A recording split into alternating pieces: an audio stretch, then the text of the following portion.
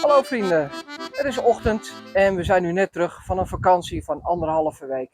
Het was een heerlijke vakantie, we hebben lekker uitgerust en zodoende komen we dus weer terug in onze tuin. En werkelijk waar, in die 1,5 week, wat er niet allemaal kan gebeuren. De tuin is echt geëxplodeerd. Kom, ik laat jullie zien wat er allemaal is gebeurd. Hi, my name is Remco, and I'm a druid, and I will turn this into a tiny permaculture paradise.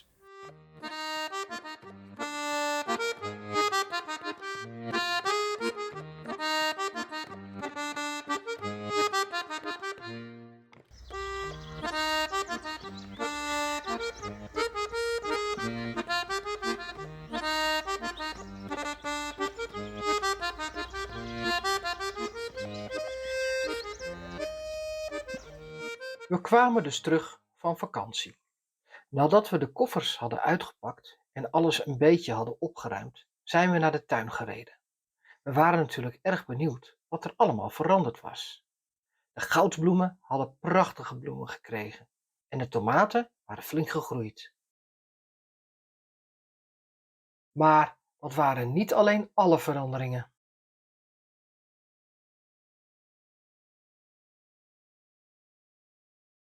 Zoals je kan zien is er veel onkruid gegroeid en dat brengt me tevens op het onderwerp: wat is onkruid?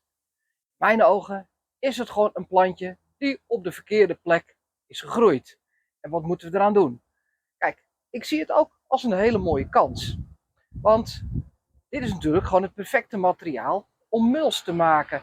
En muls zorgt weer dat er meer biomassa in de grond komt. Tijdens mijn vakantie heb ik een heel mooi boek gelezen over permacultuur. Het gaat om het volgende boek. In dit boek schrijft Sepp Holzer over zijn bedrijf in Oostenrijk en hoe hij permacultuur heeft toegepast. Het boek staat vol met inzichten, tips en ervaringen, waaronder hoe je kan omgaan met onkruid. De grond is onderhevig aan een successieproces. Op een kaal stuk grond groeien als eerste de pioniersplanten. Hiermee bereidt het zich voor op het volgende stadium van het successieproces. In de grond komen er steeds meer bacteriën.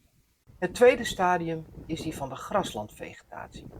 Tijdens dit stadium stijgt het aantal schimmels in de bodem. En dit is precies wat je ziet gebeuren in mijn tuin. In het voedselbosgedeelte hebben verschillende soorten grassen de bodem bedekt. En dat is goed, zodat de bodem zich kan voorbereiden op het volgende stadium, welke een mooie basis gaat geven voor het laten groeien van fruitbomen. Dus, dit is het plan.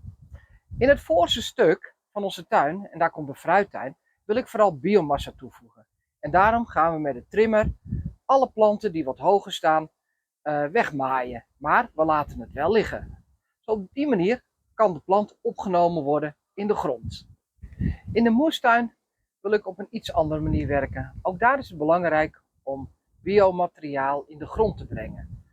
Echter, de grote planten, die kan ik natuurlijk op de grond leggen. Maar ik weet dat er de komende tijd regen aankomt. En wat je eigenlijk nodig hebt is heel veel zon, warmte. En dan gaat die plant verdorren en dan wordt het keurig opgenomen in de grond. In mijn geval zal het wat minder snel weggaan, want vanwege de regen. Dus die grote planten, die breng ik naar mijn composthoop.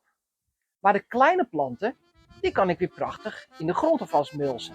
Nou, op het moment dat die compost rijp is, omgezet is naar grond, dan ga ik die compost natuurlijk weer gebruiken en terugbrengen naar de moestuin.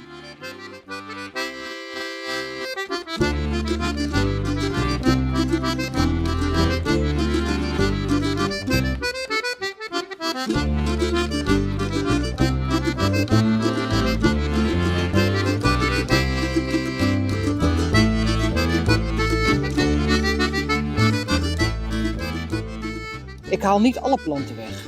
Dit is bijvoorbeeld weegbreed en dat is een hele waardevolle plant. Het is natuurlijk antihistamine en ik wil hier een tinctuur van gaan maken.